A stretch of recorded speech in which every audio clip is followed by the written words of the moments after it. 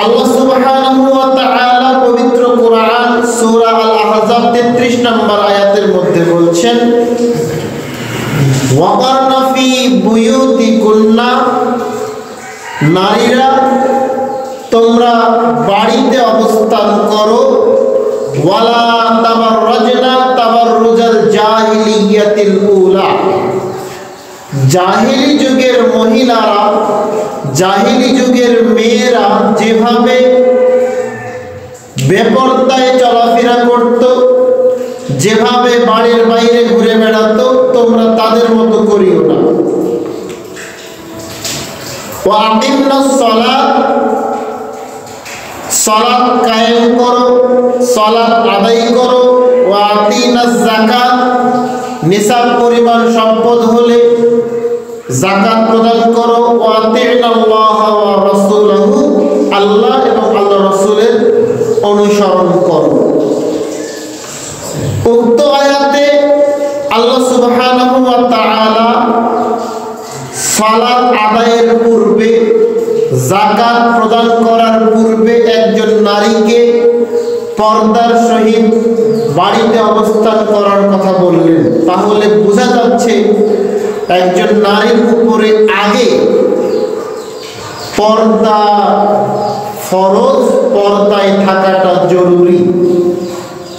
আগে তাকে তার পর্দার বিধানটা নিশ্চিত করতে হবে, তারপরে তার সালাত, তারপরে যাকাত। আল্লাহ রাব্বুল আলামিন অন্য আয়াতে বলছেন, কুল্লিল মুমিনাত ইয়াগযুযনা মিন আবসারিহিন্না, হে নবী মুহাম্মদ সাল্লাল্লাহু আলাইহি ওয়াসাল্লাম, আপনি মুমিনা নারীদেরকে বলে দিন, ইয়াগযুযনা মিন আবসারিহিন্না, তারা যেন তাদের দৃষ্টিটাকে নত রাখে। ওয়া ইয়াহফাযনা ফুরুজাহুন্না, তারা যেন তাদের লজ্জাস্থানকে হেফাজত করে। ওয়ালা ইউদিনা যিনাতাহুন্না ইল্লা মা যাহারা মিন, তারা যেন তাদের শরীরের যতটুকু অংশ দেখানো প্রয়োজন তার বাইরে যেন তারা খোলা না রাখে, তার বাইরে যেন তারা কোনো কিছু না দেখায়। তো একজন নারীর খুব বেশি হলে দেখানো জায়েজ শুধুমাত্র মুখমণ্ডল, বাকি সম্পূর্ণ শরীর হচ্ছে তার পর্দার অন্তর্ভুক্ত থাকবে। একজন নারীর হাতের কবজি পর্যন্ত এটা পর্দার বাইরে, বাকি সম্পূর্ণ শরীর তার পর্দার অন্তর্ভুক্ত। তো আল্লাহ এখানে এটাই বললেন যে ওয়ালা ইউদিনা যিনাতাহুন্না ইল্লা মা যাহারা মিনহা, যতটুকু পর্দার বাইরে পড়ে এতটুকু ছাড়া বাড়তি অংশ যেন তারা না দেখে। পর্দা অত্যন্ত গুরুত্বপূর্ণ, অত্যন্ত গুরুত্বপূর্ণ একজন নারীর জন্য। তার সালাতের আগে, যাকাতের আগে, আল্লাহ আল্লাহ রাসূল কর্তৃক নির্ধারিত অন্যান্য ইবাদতের আগে একজন নারীকে তার পর্দার বিধান নিশ্চিত করতে হবে। আর এটা হচ্ছে একজন পুরুষের দায়িত্ব, একজন পুরুষের কর্তব্য, সে তার বাড়ির মহিলাদের পর্দার বিধানটা নিশ্চিত করবে। আবু সাঈদ খুদরি রাদিয়াল্লাহু তাআলা আনহু বলেন, রাসূল সাল্লাল্লাহু আলাইহি ওয়াসাল্লাম বলেছেন, লা ইয়ানজুরুল মারাতু, লা ইয়ানজুরুর রাজুলু ইলা আওরাতির রাজুলি, লা ইয়ানজুরুর রাজুলু ইলা আওরাতির রাজুলি, একজন পুরুষ আরেকজন পুরুষের লজ্জা স্থানের দিকে তাকাতে পারবে না, দেখতে পারবে না। ওয়ালাল মারআতু ইলা আওরাতিল মারআতি, একজন নারী আরেকজন নারীর ঢেকে রাখা বস্তু লজ্জাস্থানের দিকে তাকাতে পারবে না। একজন পুরুষ একজন নারীর দিকে তাকানো তো দূরের কথা, একজন পুরুষ আরেকজন পুরুষের লজ্জাস্থানের দিকেও তাকাতে পারবে না। বিধানটা এইভাবে এসেছে। একজন নারী আরেকজন নারীর লজ্জাস্থান সহ শরীরের অন্যান্য অঙ্গ প্রত্যঙ্গ ঢেকে রাখা বস্তুর দিকে তাকাতে পারবে না। বিধান এভাবে এসেছে। তারপরে তিনি বলছেন, ওয়ালা ইউফজির রাজুলু ইলার রাজুলি ফি সাওবিন ওয়াহিদিন, একজন পুরুষ আরেকজন পুরুষের সাথে একই বিছানায় একই কাঁথার নিচে ঘুমাতে পারবে না, একই চাদরের নিচে ঘুমাতে পারবে না। একজন পুরুষ আরেকজন পুরুষের সাথে একই বিছানায় একই কাঁথা একই লেপ একই কম্বল একই চাদরের নিচে ঘুমাতে পারবে না। ওয়ালা তুফজিল মারআতু ইলাল মারআতি বিসাওবিন ওয়াহিদ, ঠিক একই রকম ভাবে একজন নারী আরেকজন নারীর সাথে একই বিছানায় একই খাটে এক কাঁথার নিচে এক লেপের নিচে এক কম্বলের নিচে বা এক চাদরের নিচে ঘুমাতে পারবে না। চাদর কাঁথা লেপ পৃথক হতে হবে। আমি বলে নিয়ে কথা আল্লাহ রাসূল সাল্লাল্লাহু আলাইহি ওয়াসাল্লাম বলেছেন। তাহলে বোঝা যাচ্ছে যে দুইজন পুরুষ যদি একই বিছানায় একই কাঁথার নিচে ঘুমায় সেখানে বিপদ অবশ্যই আছে। একজন নারী আরেকজন নারীর সাথে যদি একই বিছানায় একই কাঁথার নিচে ঘুমায় তাহলে সেখানে বিপদ অবশ্যই আছে, না হলে বিধানটা এইভাবে আসতো না।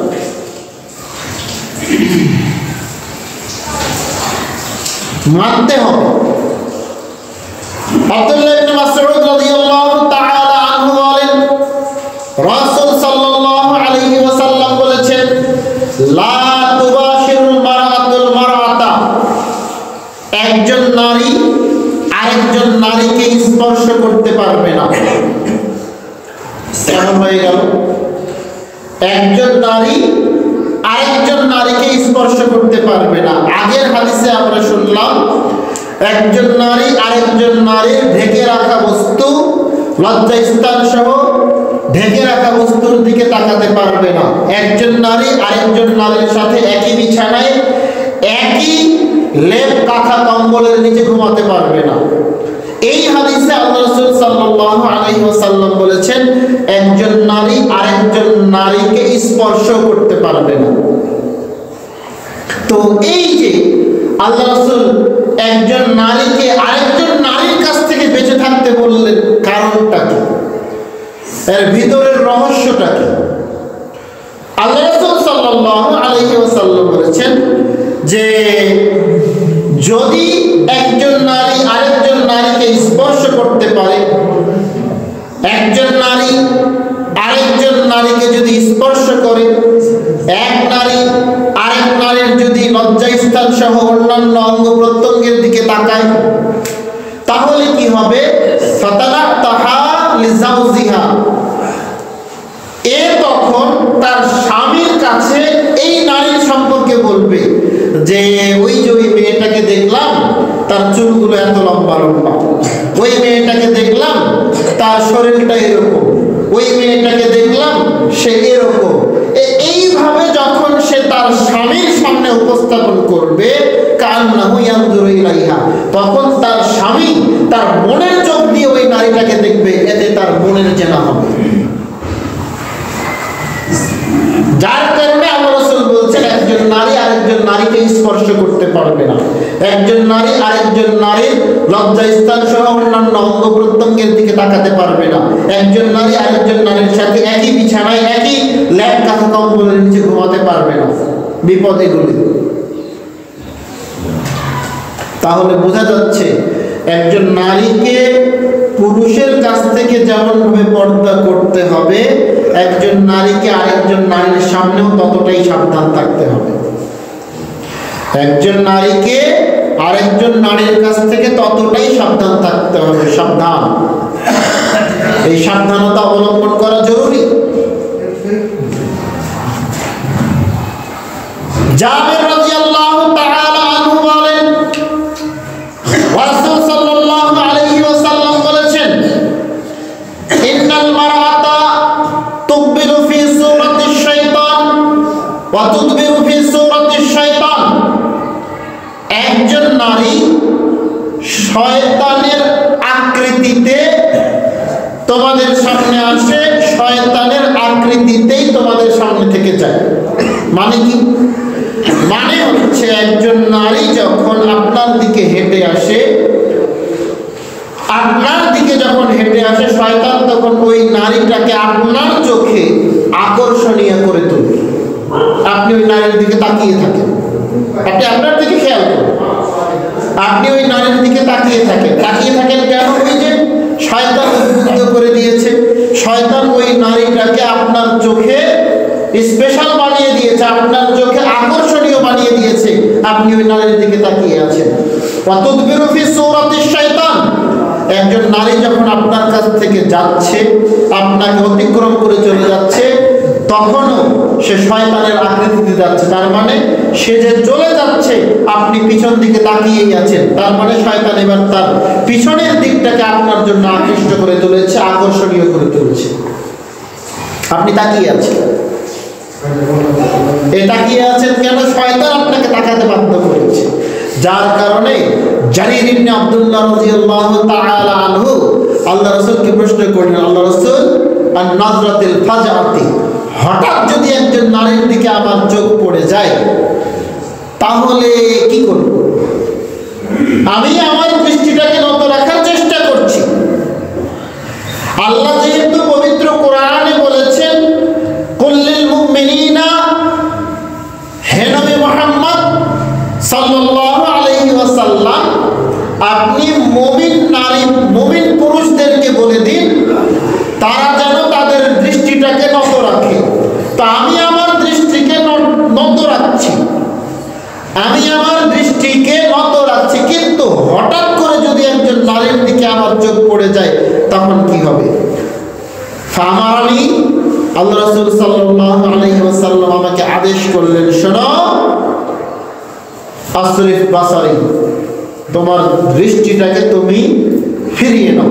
চোখ পড়েছে, হঠাৎ করে চোখ পড়েছে, তাকিয়ে থেকো না, সাথে সাথে চোখটাকে ফিরিয়ে নাও। সম্মানিত উপস্থিতি, বিধান যদি এত কঠিন হয়ে থাকে তাহলে আপনার কি হবে? তাহলে আমাদের কি হবে?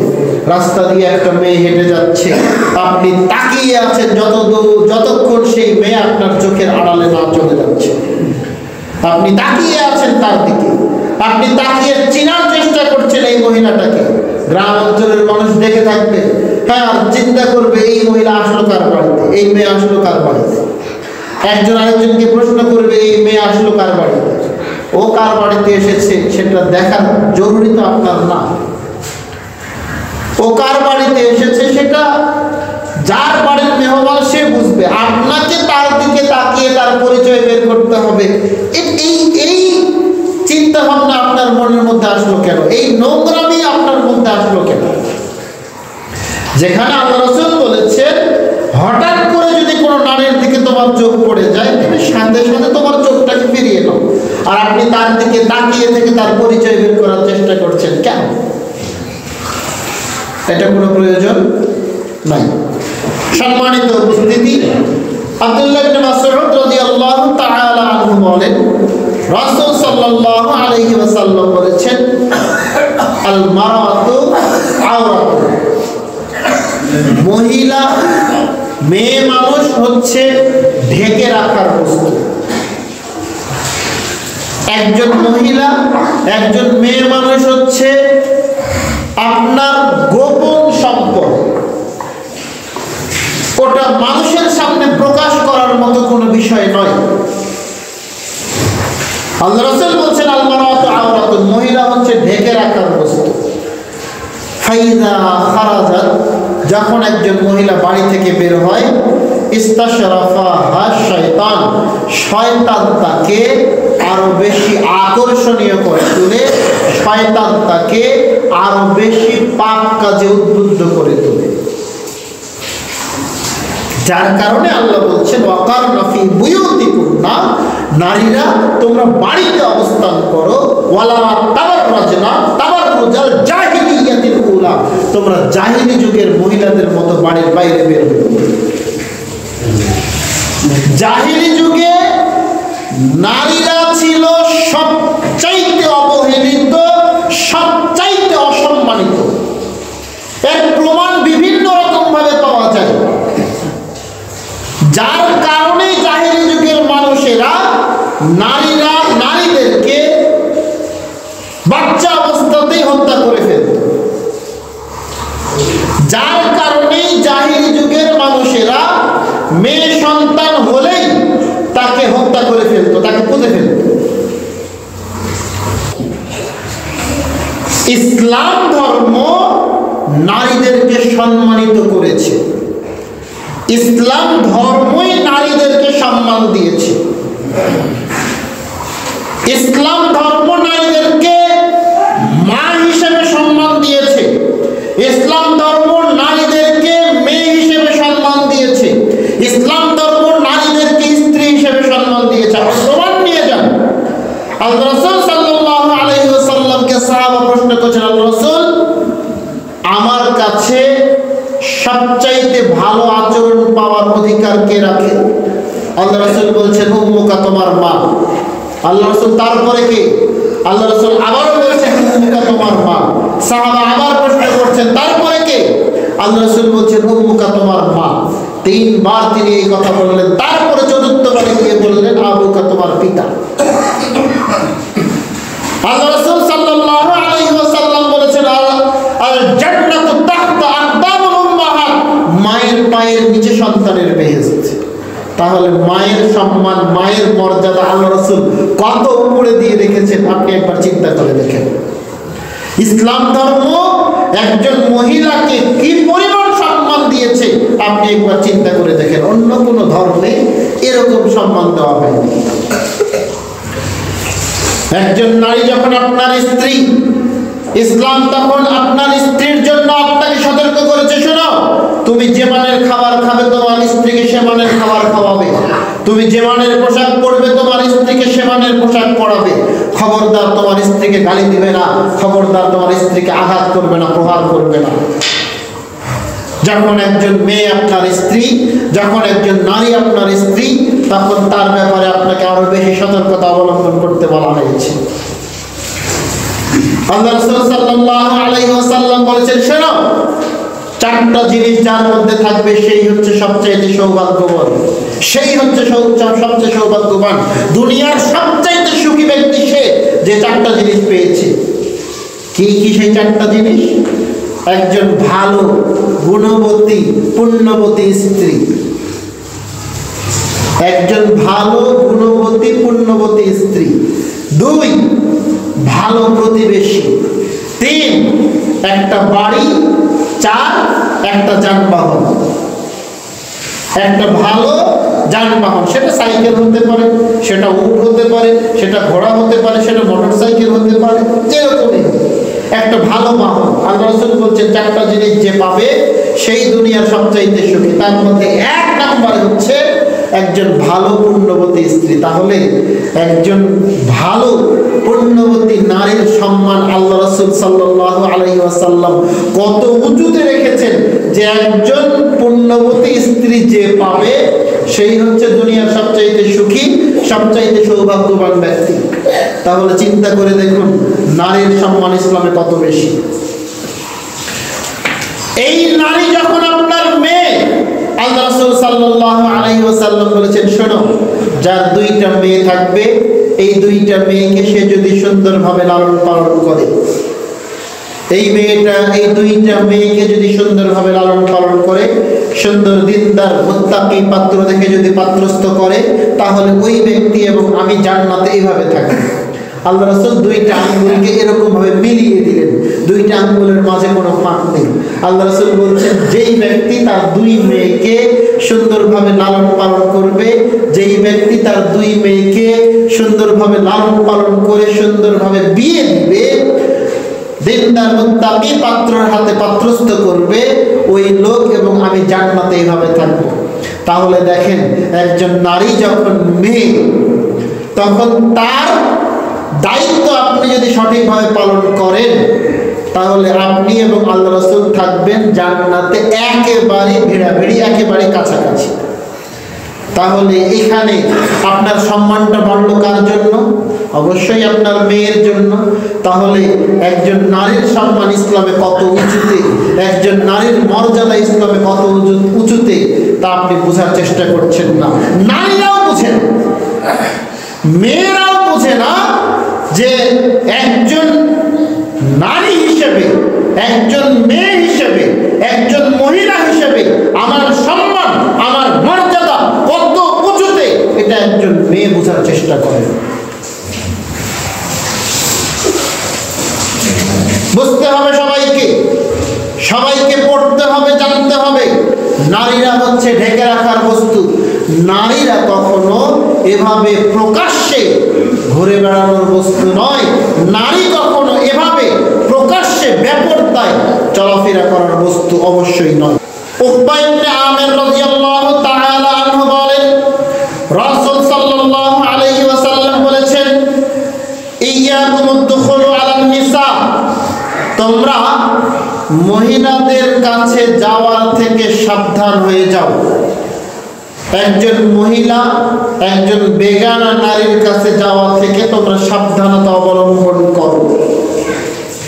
একজন সাহাবা প্রশ্ন করেছেন, আল্লাহ রাসূল, আরাইতাল হামওয়া, আল্লাহ রাসূল দেবর সম্পর্কে আপনার মতামত, দেবর সম্পর্কে আপনার মতামত কি?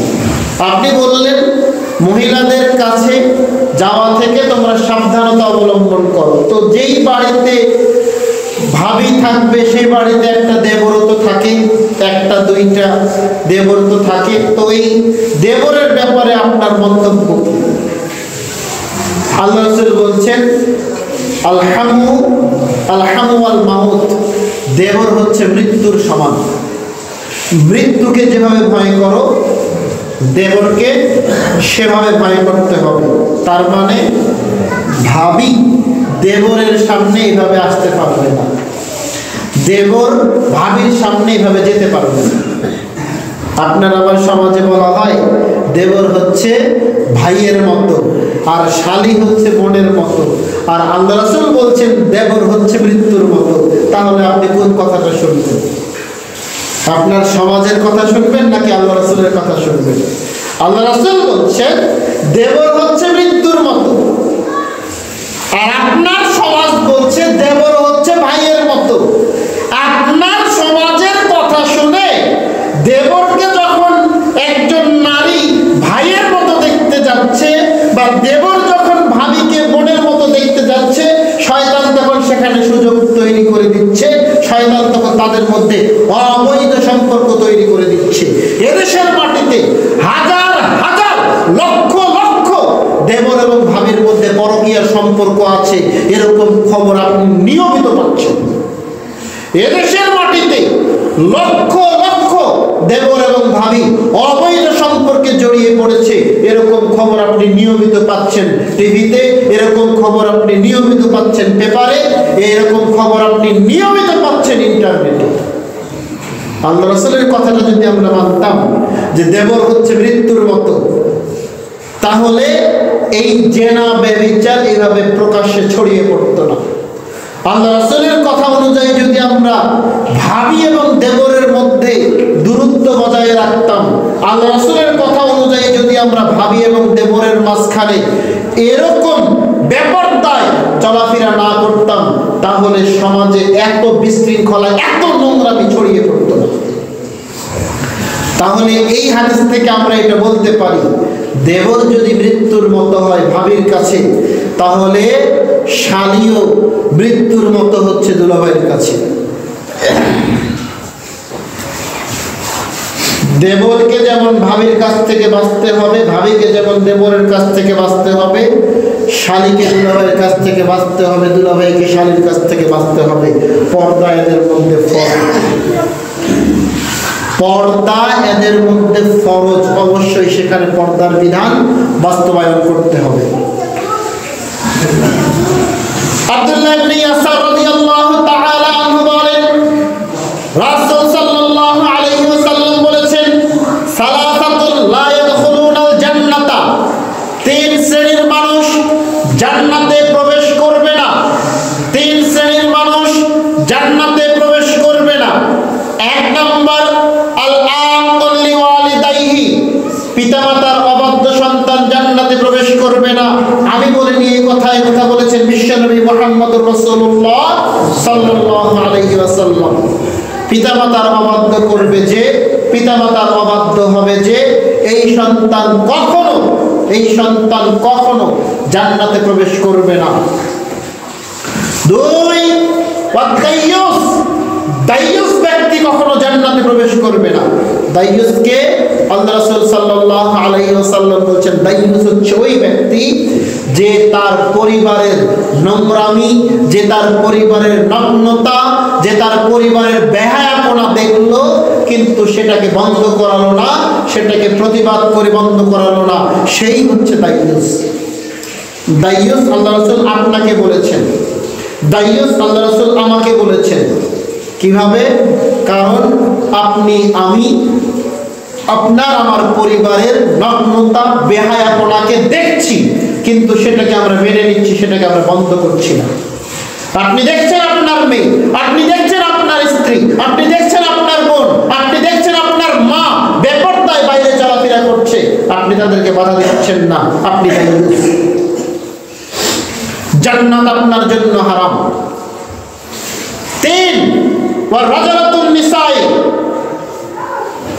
ওই ব্যক্তি জান্নাতে প্রবেশ করবে না, ওই নারী জান্নাতে প্রবেশ করবে না যেই নারী পুরুষের পোশাক পরিধান করে। অন্য হাদিসে আল্লাহ রাসূল সাল্লাল্লাহু আলাইহি ওয়াসাল্লাম অভিশাপ করেছেন ওই ব্যক্তির উপরে যেই ব্যক্তি পুরুষ হয়েও নারীর বেশ ধারণ করে।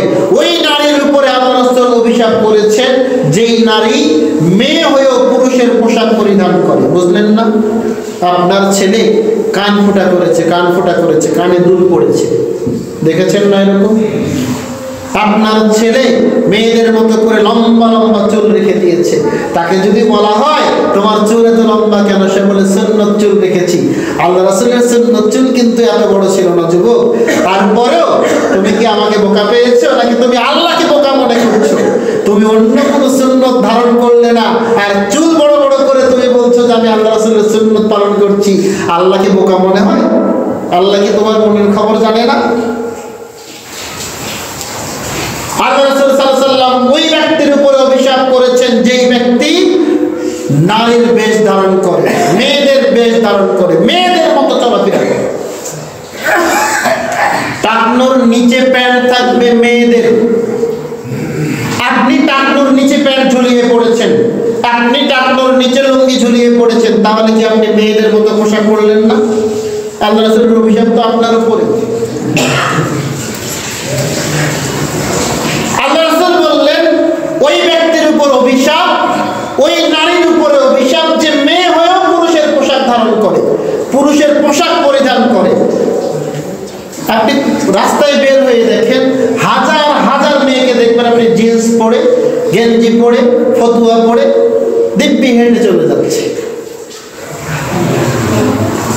আপনি হাজার হাজার দেখবেন এরকম। তো এই মহিলাদের উপরে আল্লাহ রাসূলের অভিশাপ। নারীদের পোশাক থাকবে একেবারে পায়ের গোড়ালি পর্যন্ত, সবকিছুই তাকে ঢেকে রাখতে হবে। একজন নারী পোশাক পরছে টাকনোর উপরে, একজন নারী পোশাক পরছে টাকনোর উপরে, তো তাহলে টাকনোর উপরে তো কাপড় থাকার কথা পুরুষের, ছেলেদের। তো মেয়ে হয়ে আপনি যখন টাকনোর উপরে কাপড় পরছেন, তার মানে আপনি পুরুষের বেশ ধারণ করলেন, আপনি পুরুষের মতো পোশাক পরিধান করলেন, আপনার উপরেই আল্লাহ রাসূলের অভিশাপ। একজন নারী কখনো গেঞ্জি পরে ফতুয়া পরে থাকতে পারবে না। গেঞ্জি পরা, ফতুয়া পরা একজন নারীর জন্য হারাম। নারীর পোশাক হবে কিরকম? আপনি হাদিস খুলে দেখেন, আয়েশা রাদিয়াল্লাহু তাআলা আনহা যে ধরনের পোশাক পরতেন আমরা বিভিন্ন হাদিসের মাধ্যমে পাই। তারা পোশাক পরতেন এমন একটা পোশাক যে একদম গায়ে ঢুকালে একদম ওই পোশাকটাই পা পর্যন্ত ঢেকে যেত, ওই পোশাকটাই পা পর্যন্ত ঢেকে যেত। আল্লাহ রাসূল সাল্লাল্লাহু আলাইহি ওয়াসাল্লাম এক রাতে উঠে আয়েশার কাছ থেকে উঠে বের হয়ে চলে গেলেন। আয়েশা রাদিয়াল্লাহু তাআলা আনহা দেখার চেষ্টা করলেন যে আল্লাহ রাসূল যায় কোথায়। এই যায় কোথায় দেখার জন্য তিনি উঠলেন, ওঠার পরে তিনি তার পোশাক পরিধান করলেন। হাদিসে স্পষ্ট বলা হয়েছে যে ওই পোশাকটাই হচ্ছে ওই পোশাক, যেই পোশাক তিনি পরলেন একেবারে পা পর্যন্ত ঢেকে গেল একটা পোশাকে। তা আমরা বলতে পারি যে আপনার আমার দেশে আপনার আমার মা বোনেরা যে ম্যাক্সি পরিধান করে এটা হচ্ছে ঠিক ওই ধরনের একটা পোশাক। তো তাহলে একজন নারীর জন্য হাদিস অনুযায়ী এরকম ঢিলে ঢালা লম্বা ম্যাক্সি পরিধান করা, একদম মাটি পর্যন্ত ঝোলানো ম্যাক্সি পরিধান করা, এটাই সুন্নাহ, এটাই ইসলামী পোশাক একজন নারীর জন্য। নারীর পোশাক শুধু নারী না, নারী এবং পুরুষ সবারই পোশাক হতে হবে ঢিলে ঢালা। নারী এবং পুরুষ সবারই পোশাক হতে হবে ঢিলে ঢালা, এটাই সুন্নাত, এটাই সুন্নাত। টাইট ফিটিং জামা, টাইট ফিটিং কাপড় ছেলেদের জন্য নয়, মেয়েদের জন্য তো আরো নয়। তাহলে আপনি ছেলে হয়ে আপনিও পড়েছেন টাইট, এমন টাইট পড়েছেন যে আপনার শরীর মোটা নাকি আপনি চিকন একদম স্পষ্ট বোঝা যাচ্ছে। আপনার দেখে দেখে আপনার বাড়ির মেয়েও এখন ওই কাপড় সেলাই করছে ওরকম ভাবে, কাপড় কিনছে ওরকম ভাবে, একেবারে টাইট। আল্লাহু আকবার। ছেলে এবং মেয়ে উভয়ের পোশাক হতে হবে ঢিলে ঢালা, এটাই সুন্নতি পোশাক। আবু হুরায়রা রাদিয়াল্লাহু তাআলা আনহু বলেন, রাসূল সাল্লাল্লাহু আলাইহি ওয়াসাল্লাম বলেছেন, সিনফানি মিন আহলিন নার লাম আরাহুমা, দুই শ্রেণীর মানুষ জাহান্নামে যাবে আমি দেখিনি তাদেরকে। অর্থাৎ আল্লাহ রাসূলের সময়ে তারা বের হয় নাই, আল্লাহ রাসূলের সময়ে এরকম মানুষ ছিল না, যার কারণে তিনি বললেন লাম আরাহুমা, আমি তাদেরকে দেখিনি। তার মানে তারা এখন বের হয়নি, তবে ভবিষ্যতে বের হবে। দেখেন তো আল্লাহ রাসূল সাল্লাল্লাহু আলাইহি ওয়াসাল্লাম যেই দুই শ্রেণীর মানুষের বর্ণনা দিয়েছেন, তারা এখন আপনার আমার সমাজে বসবাস করছে কিনা, আপনার আমার সমাজে তারা বের হয়েছে কিনা, আমরা একবার হাদিসটা ঘুরে আসি। আল্লাহ রাসূল বলছেন, এক শ্রেণীর মানুষ তাদের হাতে থাকবে লাঠি গাভীর লেজের মতো, একদিকে মোটা একদিকে চিকন, তারা ওই লাঠি দিয়ে মানুষকে অন্যায়ভাবে আঘাত করবে। এক শ্রেণীর মানুষ তাদের হাতে থাকবে লাঠি, ওই লাঠি দিয়ে তারা মানুষকে অন্যায়ভাবে আঘাত করবে। আপনি দেখেন তো আপনার ডানে বামে সামনে পিছনে আপনার দেশের পরিস্থিতি, আপনার এলাকার পরিস্থিতি নিয়ে আপনি এবার বিবেচনা করেন। ক্ষমতা যার হাতে লাঠি তার হাতে, ক্ষমতা যার হাতে লাঠি তার হাতে। অবাক বিষয়, ক্ষমতা যার হাতে লাঠি তার হাতে, এবং ওই লাঠি তারা ব্যবহার করে মানুষের উপরে অন্যায়ভাবে অত্যাচার করে যাচ্ছে, মানুষকে অন্যায়ভাবে আঘাত করে যাচ্ছে। আর এগুলোর মূলে হচ্ছে ডেমোক্রেসি, এগুলোর মূলেই হচ্ছে ডেমোক্রেসি। আল্লাহ রাসূল সাল্লাল্লাহু আলাইহি ওয়াসাল্লামের সময়ও কিন্তু নেতা নির্বাচন হতো। আল্লাহ রাসূলের সময়ে, আল্লাহ রাসূলের পরে নেতা নির্বাচিত হয়েছে সিলেকশনের মাধ্যমে, ইলেকশনের মাধ্যমে নয়।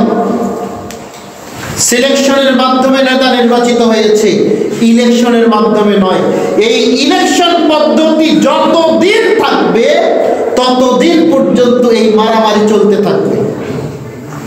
আল্লাহ রাসূল সাল্লাল্লাহু আলাইহি ওয়াসাল্লাম বলেছেন, ইন্না হাযিহিল আমরু বাদাউ বিন নবুওয়াতি ওয়ার রাহমা, এই যে ক্ষমতা এটা শুরু হয়েছিল নবীদের দ্বারা, তাদের মধ্যে ছিল দয়া। পৃথিবীর প্রথম নেতা, পৃথিবীর প্রথম মানুষ হযরত আদম আলাইহিস সালাম, তিনি ছিলেন নবী, তার মধ্যে ছিল দয়া।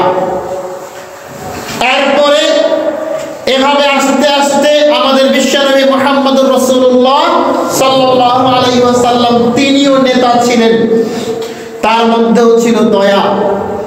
সুম্মা ইয়াকুনু খলিফাতান ওয়া রাহমাতান, রাসূলের যুগ শেষ হয়ে গেল, নবীদের যুগ শেষ হয়ে গেল, তারপরে শুরু হলো খেলাফতের খোলাফায়ে রাশিদিনদের সময়। রাসূল সাল্লাল্লাহু আলাইহি ওয়াসাল্লামের পরে নেতা নির্বাচিত হয়েছিলেন হযরত আবু বকর সিদ্দিক রাদিয়াল্লাহু তাআলা আনহু, তিনি ছিলেন দয়ালু। তারপরে নেতা নির্বাচিত হয়েছিলেন হযরত ওমর ইবনে খাত্তাব রাদিয়াল্লাহু তাআলা আনহু, তার মধ্যে দয়া ছিল। তারপরে নেতা নির্বাচিত হলেন হযরত উসমান রাদিয়াল্লাহু তাআলা আনহু, তার মধ্যে দয়া ছিল। এরপরে নেতা নির্বাচিত হলেন হযরত আলী ইবনে আবি তালিব রাদিয়াল্লাহু তাআলা আনহু, তার মধ্যে দয়া ছিল।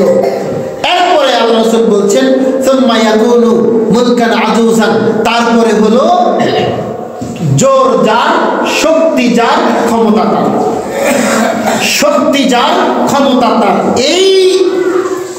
এই নীতির উপর ভিত্তি করে ইংরেজরা আপনার আমার দেশের উপরে, এই উপমহাদেশের উপরে 400 বছর শাসন করে গেছে।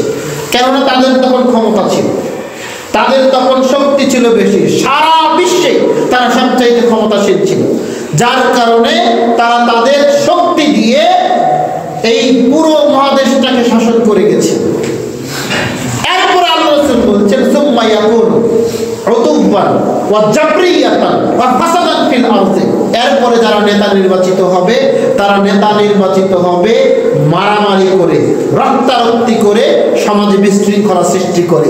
এর বাস্তবতা আপনি নিজের চোখে দেখতে পাচ্ছেন, এর বাস্তবতা আপনি নিজের চোখে দেখতে পাচ্ছেন। আল্লাহ রাসূলের হাদিসগুলোকে বর্তমান সময়ে বোঝা যতটা সহজ, সেই সময় ততটা সহজ ছিল না, কারণ সেই সময়ের পরিস্থিতি সেরকম ছিল না। এ সময় এরকম পরিস্থিতি তৈরি হয়ে গেছে। নেতা নির্বাচিত হওয়ার জন্য এখন সমাজে মারামারি হচ্ছে, নেতা নির্বাচিত হওয়ার জন্য সমাজে বিশৃঙ্খলা হচ্ছে, খুনাখুনি হচ্ছে। আর এইটাই হচ্ছে ইলেকশন। যতদিন ইলেকশন সিস্টেম থাকবে ততদিন এভাবেই চলবে। আপনারা একটা সরকারকে পদত্যাগ করিয়েছেন, ইলেকশনের মাধ্যমে নতুন একটা সরকার আসবে, ওই সরকারও কিন্তু এসে দেখবেন আবার একই রকম ভাবে, যে সরকারই আসুক না কেন, যে সরকারই আসুক না কেন, সেই সরকার এসে দেখবেন ঠিক আগের মতোই ওই পুলিশকেও নিজের দখলে করে নেবে, সব বাহিনীকে নিজের দখলে করে নেবে, সব ক্ষমতা নিজের দখলে করে নেবে। এটাই যতদিন ইলেকশন সিস্টেম থাকবে এটাই চলবে।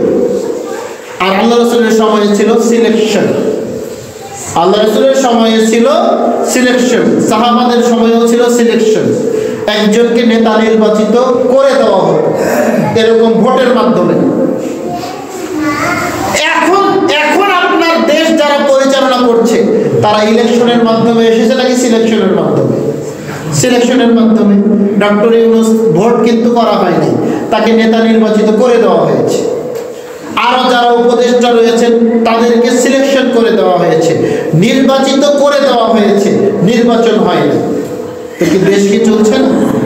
এরকম ভাবে, এরকম উপায়ে যদি আপনি প্রতিটা এলাকাতে এরকম করে নেতা নির্বাচন করে দেন, তাহলে দেখবেন যে এই সমস্ত অন্যায়, এ সমস্ত দুর্নীতি, এ সমস্ত রক্তারক্তি এগুলো বন্ধ হবে, হবেই হবে।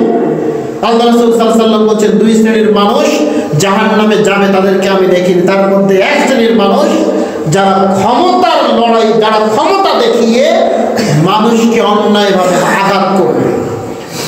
আল্লাহ রাসূল তাদেরকে দেখেন নাই, কিন্তু আমরা তাদেরকে ঠিকই দেখতে পাচ্ছি। তারপরে তিনি বলছেন নিসাউন, মহিলা, কাসিয়াতুন, পোশাক পরে থাকবে, আরিয়াতুন, তারপরও সে উলঙ্গ। তার মানে সে এমন পোশাক পরবে, এই পোশাক পরার চাইতে না পরাই অনেক ভালো। পোশাক পরার পরেও উলঙ্গ, তার মানে সে অর্ধ উলঙ্গ অবস্থায় নিজেকে আকর্ষণীয় করে রাস্তাঘাটে বের হবে। মুমিনাতুন মাইলাতুন, সে নিজে পুরুষের দিকে আকৃষ্ট হবে, পুরুষকে নিজের দিকে আকৃষ্ট করবে। রুসিন্না কাসনিমাতিল বুখতিল মাইলা, সে রাস্তা দিয়ে যখন হাঁটাহাঁটি করবে সে তখন মাথা মাতাল উটের মতো হাঁটাহাঁটি করবে, একবার এদিকে যাবে একবার এদিকে যাবে, কেমন কেমন করে যেন চলাফেরা করে। আল্লাহু আকবার। তো আল্লাহ রাসূল এই মহিলাদেরকে দেখেন নাই, কিন্তু আল্লাহ রাসূল বললেন যে এরকম মহিলা বের হবে যারা পোশাক পরবে কিন্তু তারপরে উলঙ্গ থাকবে। তো আল্লাহ রাসূল ওই মহিলাকে দেখে নাই, কিন্তু আপনি আমি ওই মহিলাদেরকে ঠিকই দেখতে পাচ্ছি। তারাই হচ্ছে আপনার মা, আপনার মেয়ে, আপনার বোন, আপনার স্ত্রী, আমার মা, আমার মেয়ে, আমার বোন, আমার স্ত্রী। আল্লাহ রাসূল এদের কথাই বলেছেন। আল্লাহ রাসূল বলেছেন লা ইয়াদখুলুল জান্নাতা, এরা কখনো জান্নাতে প্রবেশ করবে না। ওয়ালা ইয়াজিদনা রিহা, জান্নাতে তো এরা যাবে না জান্নাতের সুঘ্রাণ, জান্নাতের সুগন্ধ এরা পাবে না। অথচ জান্নাতের সুগন্ধ এত দূর থেকে পাওয়া যায়। অন্য হাদিসে এসেছে 1 মাসের পথ দূর থেকে জান্নাতের সুগন্ধ পাওয়া যায়। তাহলে তারা জান্নাত থেকে এত দূরে থাকবে যে তারা জান্নাতের সুঘ্রাণ, জান্নাতের সুগন্ধিটাও পাবে না। আল্লাহু আকবার। সাবধান হতে হবে। একজন নারী, একজন মেয়ে, আল্লাহ রাসূল বলছেন আল বারাতু আওরাতুন, নারী হচ্ছে ঢেকে রাখার বস্তু, মেয়ে হচ্ছে ঢেকে রাখার বস্তু। মেয়ে এভাবে রাস্তাঘাটে চলাফেরা করতে পারবে না। সম্মানিত উপস্থিতি, বিধান যদি এত কঠিন হয়ে থাকে, তাহলে বর্তমানে যারা ইউটিউবে, ফেসবুকে কাপল ব্লগ করছে বা ব্লগ করছে বা কুকিং ব্লগ করছে, তাদের কি হবে? একজন মেয়ে তো সম্পূর্ণ ঢেকে রাখার বস্তু। আপনি অবাক হয়ে যাবেন, এদেশের হাজার হাজার লক্ষ লক্ষ মহিলা এখন নিজেরা প্রতিষ্ঠিত হওয়ার জন্য ইউটিউব, ফেসবুককে বেছে নিয়েছে। আপনি জানেন বাস্তবতা এত কঠিন যে শত শত মহিলা প্রতিষ্ঠিত হওয়ার জন্য ইউটিউব, ফেসবুককে বেছে নিয়েছে। তারা কি করে? কিছুই করতে হয় না, হাতে একটা মোবাইল থাকলেই হবে। হাতে একটা মোবাইল থাকলে হবে, ওই মোবাইল দিয়ে নিজের ভিডিও করবে, নিজের সাজগোজ ভিডিও করবে, এরপরে ওটাকে ফেসবুকে, ইউটিউবে আপলোড করে দিবে। হাজার হাজার মানুষ ওটাকে দেখবে, লাইক করবে, কমেন্ট করবে, ভিউজ বাড়বে, ফেসবুক থেকে, ইউটিউব থেকে ইনকাম করবে। বাস, একজন মেয়ে প্রতিষ্ঠিত হয়ে গেল। কিন্তু এই প্রতিষ্ঠিত হওয়া তার জন্য কতটা ক্ষতিকর একজন মেয়ে সেটা বোঝার চেষ্টা করছে না। মা আপনাকে বলে যাই, বোন আপনাকে বলে যাই, আপনি মনোযোগ সহকারে শ্রবণ করবেন, মনোযোগ সহকারে শুনবেন। এভাবে ইউটিউবে, ফেসবুকে ছবি আপলোড দিয়ে, ভিডিও আপলোড দিয়ে আপনি যেই প্রতিষ্ঠিত হওয়ার কথা বলছেন, আল্লাহ রাসূল সাল্লাল্লাহু আলাইহি ওয়াসাল্লাম সেটাকে নোংরামি বলেছেন, সেটাকে বেহায়াপনা বলেছেন, সেটাকে অশ্লীলতা বলেছেন। আপনি এভাবে প্রতিষ্ঠিত হওয়ার চেষ্টা করছেন, আপনি এভাবে প্রতিষ্ঠিত হওয়ার চিন্তা করছেন।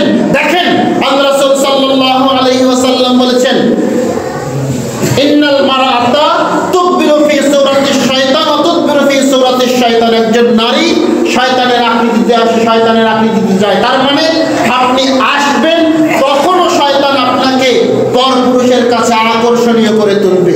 আপনি যাবেন, তখনও শয়তান আপনাকে আকর্ষণীয় করে পরপুরুষের সামনে তুলে ধরবে। আর আপনি মানুষকে দেখানোর জন্য আপনি নিজের সৌন্দর্যকে বিক্রি করছেন। আপনি কি এত সস্তা হয়ে গেলেন? আপনি এত সস্তা নিজেকে মনে করে নিচ্ছেন, অথচ আপনি হচ্ছেন মা। আপনার পায়ের নিচে আপনার সন্তানের বেশ। এখন মা যদি এরকম হয়, তাহলে তার পায়ের নিচে কি সন্তানের বেশ থাকতে পারে? কখনো সম্ভব না, কখনোই সম্ভব না। এভাবে ব্লগ করা, এভাবে ভিডিও করা ইসলামে এটা জায়েজ নয়। ইসলাম এটাকে হারাম ঘোষণা করেছে। একজন মেয়ে এভাবে তার সৌন্দর্যকে বিক্রি করতে পারবে না। একজন মেয়ে সাজগোজ করবে, কিন্তু তার সাজগোজ হতে হবে শুধুমাত্র তার স্বামীর জন্য। এভাবে পাবলিকের জন্য আপনি নিজের সৌন্দর্যকে প্রকাশ করছেন আর বলছেন আমাকে প্রতিষ্ঠিত হতে হবে। আপনার এই চিন্তাটাই ভুল। আপনি বলছেন যে আচ্ছা ঠিক আছে হুজুর, চেহারা দেখাবো না, চেহারা দেখাবো না, এমনি ভিডিও করব, সেখানে আমি কি কি করলাম সেগুলোকে আমি বলবো মানুষের সামনে। তার মানে আপনি এবার চেহারা না দেখিয়ে আপনার কণ্ঠটাকে ব্যবহার করতে যাচ্ছেন। আচ্ছা দেখেন তো, আপনি যদি এভাবে কণ্ঠ ব্যবহার করেন, ইসলাম কি সেটাকে জায়েজ করেছে? আপনি সূরা আল আহজাবের 32 নম্বর আয়াত খুলে দেখুন। সূরা আল আহজাব আয়াত নম্বর 32, আল্লাহ রাসূল সাল্লাল্লাহু আলাইহি ওয়াসাল্লাম বলেছেন, ফালা তাখযানা বিল কওলি। শোনো, পুরুষদের সামনে আকর্ষণীয় ভাষায়, আকর্ষণীয় কণ্ঠে তোমরা কথা বলবে না। আপনি মা, আপনি সম্মানিত জাতি, আপনার সম্মান রয়েছে, আপনি এবার ভিডিওতে আওয়াজ দিচ্ছেন, আপনি এবার ভিডিওতে কথা বলছেন একেবারেই আবেদনময়ী কণ্ঠে, একেবারে আবেগী কণ্ঠে। আপনার কণ্ঠ শুনে, আপনার কণ্ঠ, আপনার আওয়াজ শুনে শত শত পুরুষ আপনার উপরে ক্রাশ খেয়ে বসে আছে, শত শত পুরুষ আপনার উপরে পাগল হয়ে বসে আছে। আল্লাহ রাব্বুল আলামিন যার কারণে আপনাকে সাবধান করে দিয়েছেন, শোনো, ফালা তাখযানা বিল কওলি, খবরদার আকর্ষণীয় কণ্ঠে, আবেদনময়ী কণ্ঠে পুরুষদের সাথে কথা বলবে না। একজন নারীর কণ্ঠস্বর হতে হবে কর্কশ, একজন নারীর কণ্ঠস্বর হতে হবে কর্কশ। এমন ভাবে আপনি একজন পরপুরুষের সাথে কথা বলবেন যেন ওই পরপুরুষ আপনার ব্যাপারে কোনো মন্তব্য করতে না। আপনি যদি তার সাথে, মনে করেন আপনি পর্দার মধ্যে আছেন, মনে করেন আপনি পর্দার মধ্যে আছেন, তারপরে আপনি তার সাথে কথা বলছেন, এমন ভাবে কথা বলছেন পুরুষ আপনার কণ্ঠ শুনেই আপনাকে চিন্তা করছে যে মেয়ের কণ্ঠ এত সুন্দর, না জানি মেয়েটা কত সুন্দর। এটা হতে পারে। আপনি যখন একজন পুরুষের সামনে এভাবে কথা বলবেন, তখন এই পুরুষ আপনার ব্যাপারে এরকমই চিন্তা করবে, এরকমই মন্তব্য করবে। আপনাকে প্রতিষ্ঠিত হতে হবে, এই চিন্তা আপনার মধ্যে আসলো কিভাবে? একজন নারীকে প্রতিষ্ঠিত হতে হবে কিসের জন্য? যেখানে আল্লাহ রাসূল সাল্লাল্লাহু আলাইহি ওয়াসাল্লাম বলেছেন, লা ইয়ানজুরুল্লাহু ইলা ইমরাতিন, আল্লাহ ওই নারীর দিকে রহমতের দৃষ্টিতে তাকাবেন না কিয়ামতের মাঠে যেই মেয়ে লা তাশকুরু লিজাওজিহা, যেই নারী, যেই মেয়ে তার স্বামীর শুকরিয়া করে না, যে আমার স্বামী আমার জন্য এত কষ্ট করছে, এত সুন্দরভাবে আমাদের সংসার চালাচ্ছে। যে মেয়ে স্বামীর জন্য না শুকর, ওই মেয়ের দিকে আল্লাহ রাব্বুল আলামিন রহমতের দৃষ্টিতে তাকাবেন না। শুধু তাই না, আল্লাহ রাসূল সাল্লাল্লাহু আলাইহি ওয়াসাল্লাম বলেছেন, ওয়াহিয়া লা তাস্তাগনি আনহু, এই নারী তার স্বামীকে নিজের জন্য যথেষ্ট মনে করে না। যেই নারীরা চিন্তা করছে, যেই নারীরা বিবেচনা করছে যে আমাকে প্রতিষ্ঠিত হতে হবে, তার মানে সে তার স্বামীকে নিজের জন্য যথেষ্ট মনে করছে না, সে তার স্বামীকে নিজের জন্য পরিপূর্ণ মনে করছে না, যার কারণে সে এখন নিজে প্রতিষ্ঠিত হওয়ার রাস্তায় নেমে গেছে। আর প্রতিষ্ঠিত হওয়ার জন্য সবচাইতে সহজ এবং সবচাইতে নোংরা, বেহায়াপনা, অশ্লীলতাপূর্ণ রাস্তাই হচ্ছে এই ফেসবুক আর ইউটিউব। আপনি, আপনার কাছে খারাপ লাগলেও এটাই সত্যি, আপনার কাছে তিতা লাগলেও এটাই সত্যি। একজন মেয়ে কখনো এভাবে চলাফেরা করতে পারে না, এভাবে ফেসবুকে ইউটিউবে ভিডিও আপলোড করতে পারে না। আপনি বলছেন আমি বোরখা পরে, আমি হিজাব পরে তারপরে আমি ভিডিও করব, ওইটাও হারাম, ওইটাও হারাম। আপনি যদি মনে করেন আমি সারাদিন পর্দার মধ্যে থেকে কোরআন তেলাওয়াত করে আমি ভিডিও করব, ভিডিও করে আপলোড করব আর ওখান থেকে ইনকাম করব, আচ্ছা ফেসবুক ইউটিউব থেকে যেই অর্থটা, যেই টাকাটা আপনাকে দেওয়া হয়, সেটা কিন্তু আপনার কন্টেন্টের উপরে দেওয়া হয় না, আপনি কি কাজ করছেন সেটার উপরে দেওয়া হয় না। দেওয়া হয় কিসের ভিত্তিতে?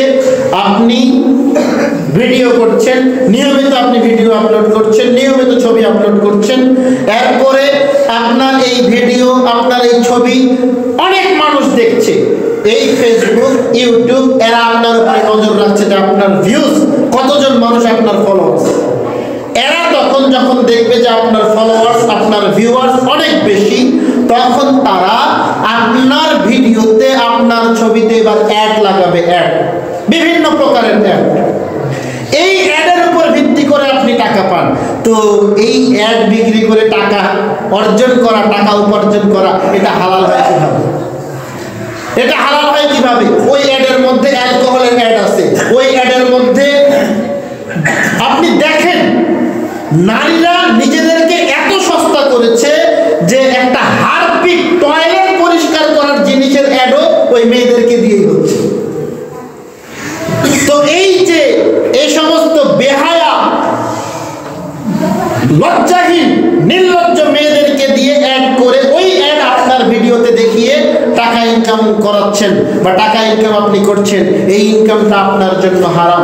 মা, আপনাকে আমি বলে যাই, এই আওয়াজ যতদূর যাচ্ছে আমি সবাইকে উদাত্ত আহ্বান জানাচ্ছি, নিজেকে এতটা সস্তা মনে করিয়েন না। আপনি মনে রাখবেন, আপনি একজন মা, আপনার সম্মান, আপনার মর্যাদা অনেক উঁচুতে রয়েছে। আপনি নিজেকে এত সস্তা মনে করিয়েন না, আপনি নিজেকে এত নিচে নামিয়েন না। আপনি খেয়াল করে দেখেন আপনার সম্মানটা আছে কোথায়। আপনি ওই টয়লেট পরিষ্কার করার জিনিস হারপিকের অ্যাডভার্টাইজও আপনি, আবার এই কাপড় চোপড় ওগুলোর অ্যাডভার্টাইজও আপনি। তা আপনি ওগুলোতে গেলেন কিসের জন্য? আপনি আপনাকে এত নিচে নামালেন কিসের জন্য? সম্মানিত উপস্থিতি, বলছিলাম এভাবে ফেসবুকে ভিডিও আপলোড করা, এভাবে ফেসবুকে ব্লগ করা, কাপড় ব্লগ করা, এটা সম্পূর্ণরূপে হারাম, হারাম, হারাম। এটা করা যাবে না। এখান থেকে যদি আপনি একটা পয়সা উপার্জন করেন, এই পয়সার খাবার খেয়ে আপনার কোনো ইবাদত আল্লাহর দরবারে কবুল হবে না। অনেকেই আমার উদাহরণ দিচ্ছে, অনেকেই আবার বুঝ দিচ্ছে, হুজুর এখান থেকে যা ইনকাম হবে 1 টাকাও নিজের জন্য খরচ করব না, সব আল্লাহর রাস্তায় দান করব।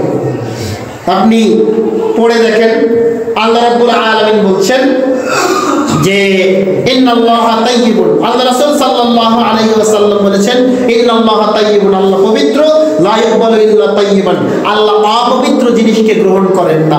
তার মানে আপনার এই টাকা যেটা আপনি বলছেন যে আল্লাহর রাস্তায় দান করে দেব, ওটা তো এসেছে হারাম ভাবে, ওটা তো এসেছে হারাম ভাবে। ওটা আপনি দান করলে আপনি সওয়াব পাবেন, এটা ভাবলেন কিভাবে?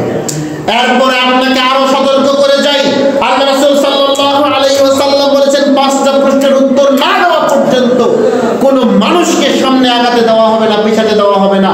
তার মধ্যে একটা প্রশ্ন হচ্ছে তার সম্পদ সে কোন পথে উপার্জন করেছে, কোন রাস্তায় ব্যয় করেছে। আপনার কত টাকা আপনি ইনকাম করছেন, প্রত্যেকটা টাকার হিসাব আল্লাহর দরবারে দিতে হবে। তো ওই হিসাবটা পুরুষ দিক, আপনি মেয়ে মানুষ, আপনি ওই হিসাবের মধ্যে যাচ্ছেন কেন? আপনার পুরুষ, আপনার স্বামী আপনাকে যেভাবে রাখবে আপনি সেভাবেই আলহামদুলিল্লাহ করে সেটাকেই গ্রহণ করুন। হিসাবও কম, সহজে আপনি জান্নাতে চলে যেতে পারবেন। আপনাকে নিজেকে প্রতিষ্ঠিত হতে হবে, এই চিন্তা আপনার মাথার মধ্যে আসলো কিভাবে? এই চিন্তা আপনার মাথা থেকে ঝেড়ে ফেলতে হবে। মনে রাখবেন, আল্লাহ রাসূল সাল্লাল্লাহু আলাইহি ওয়াসাল্লাম বলেছেন ওই নারীর দিকে আল্লাহ রাব্বুল আলামিন রহমতের দৃষ্টিতে তাকাবেন না যেই নারী তার স্বামীর শুকরিয়া করে না, যেই নারী তার স্বামীকে নিজের জন্য যথেষ্ট মনে করে না। অর্থাৎ যে নারী নিজে প্রতিষ্ঠিত হওয়ার চিন্তা করে, ওই নারীর দিকে আল্লাহ রহমতের দৃষ্টিতে তাকাবেন না। তার মানে ওই নারী জাহান্নামী। খবরদার, এত কঠিন রাস্তায় আপনি যাবেন না। সম্মানিত উপস্থিতি, যারা আমার সামনে বসে আছেন আপনাদেরকে বলছি, শুনেন, খবরদার দাইয়ুস হয়েন না। দাইয়ুস কারা? যে তার স্ত্রী, যে তার মেয়ে, যে তার মা, যে তার বোনের নগ্নতা, অশ্লীলতা, বেহায়াপনা দেখবে কিন্তু প্রতিবাদ করবে না, বাধা দিবে না, সেই হচ্ছে দাইয়ুস। আপনার বাড়ির মহিলা যদি এভাবে বেপরদায় চলাফেরা করে তাহলে আপনি দাইয়ুস। আপনি যদি বাধা না দেন আপনি দাইয়ুস। আপনাকে বাধা দিতে হবে, আপনার পরিবারকে পূর্ণ পর্দার আওতায় নিয়ে আসতে হবে, এটাই আপনার জন্য জরুরি। মা, আপনাকে বলে যাই, আল্লাহ রাব্বুল আলামিন আপনাকে বলেছেন ওয়াকারনা ফি বুয়ুতিকুন্না, তুমি মেয়ে, তুমি নারী, তুমি বাড়ির মধ্যে অবস্থান করবে। ওয়ালা তাবাররাজনা তাবাররুজাল জাহিলিয়াতিল উলা, জাহিলি যুগের নারীদের মতো রাস্তাঘাটে বাজারে তুমি ঘুরে বেড়াতে পারবে না। আপনাদের এলাকায় দেখা যায়, বিশেষ করে গ্রাম অঞ্চলগুলোতে দেখা যায়, ফেরিওয়ালা আসে আর মহিলারা একদম চতুর্দিক থেকে ফেরিওয়ালাকে ঘিরে ধরে বসে থাকে, চতুর্দিক থেকে ঘিরে ধরে বসে থাকে। অথচ এইটাই হচ্ছে জাহিলিয়া। আপনাকে বুঝতে হবে, আপনাকে এটা ত্যাগ করতে হবে। আসুন আমরা পর্দার গুরুত্ব বুঝি, আমরা পর্দার গুরুত্ব বুঝে নিজের পরিবারকে পর্দার আওতায় নিয়ে আসি। আল্লাহর কাছে দোয়া করি, আল্লাহ তুমি আমার পরিবারের সকল মহিলাকে আল্লাহ তুমি পর্দানশীলা হিসেবে কবুল করো আল্লাহুম্মা আমিন। তারা যেন তোমার দ্বীন এবং ধর্ম বুঝে আজকে থেকে পরিপূর্ণভাবে পর্দার আওতায় চলে যায়, আল্লাহ তুমি সেই তৌফিক তুমি তাদেরকে দান করো আল্লাহুম্মা আমিন।